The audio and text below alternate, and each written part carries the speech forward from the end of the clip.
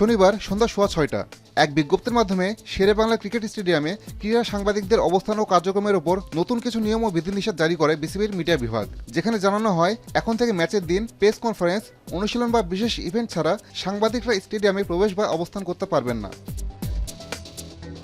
ঠিক একদিন পর রোববার সকাল 11:15 বিসিবির মিডিয়া বিভাগ জানায় সকাল 11টা থেকে দুপুর 1:15 পর্যন্ত মিরপুরে ফিটনেস সেশন করবেন ক্রিকেটাররা। এত স্বল্প সময় নোটিশে অধিকাংশ সংবাদ মাধ্যমে যথাসময়ে উপস্থিত হতে পারেনি। এদিকে গুটি কয়েক যে কয়টি সংবাদ মাধ্যমের প্রতিনিধি স্টেডিয়াম পর্যন্ত পৌঁছাতে পেরেছিলেন তারা চিরচেনা মিডিয়া সেন্টারের সামনে গিয়ে থমকে যান। কেননা অন্যান্য সময় মিডিয়া সেন্টারের প্রেস বক্স বা বাইরের জার্নালিস্ট রুমে বসার ব্যবস্থা থাকলেও এদিন ছিল সব তালাবদ্ধ।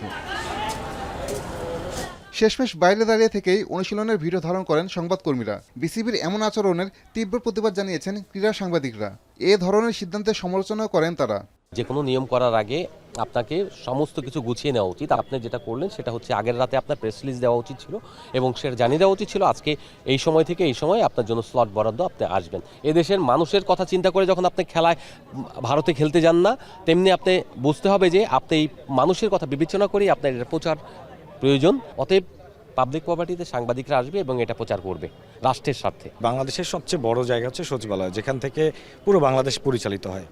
সেখানে কিন্তু এই রকম রেস্ট্রিকশন নেই যে আপনি আমন্ত্রণ ছাড়া আপনি আসতে পারবেন না। বিসিবি যেহেতু এই রেস্ট্রিকশনটা করেছে, এটা আমার মনে হয় এটা তাদের ভয়ের ভেতর থেকে করেছে যে বিসিবির এই সাম্প্রতিক সময়ে বিসিবির যত দুর্নীতি, যত অনিয়ম, সেগুলো খুব বেশি প্রকাশ পাচ্ছে।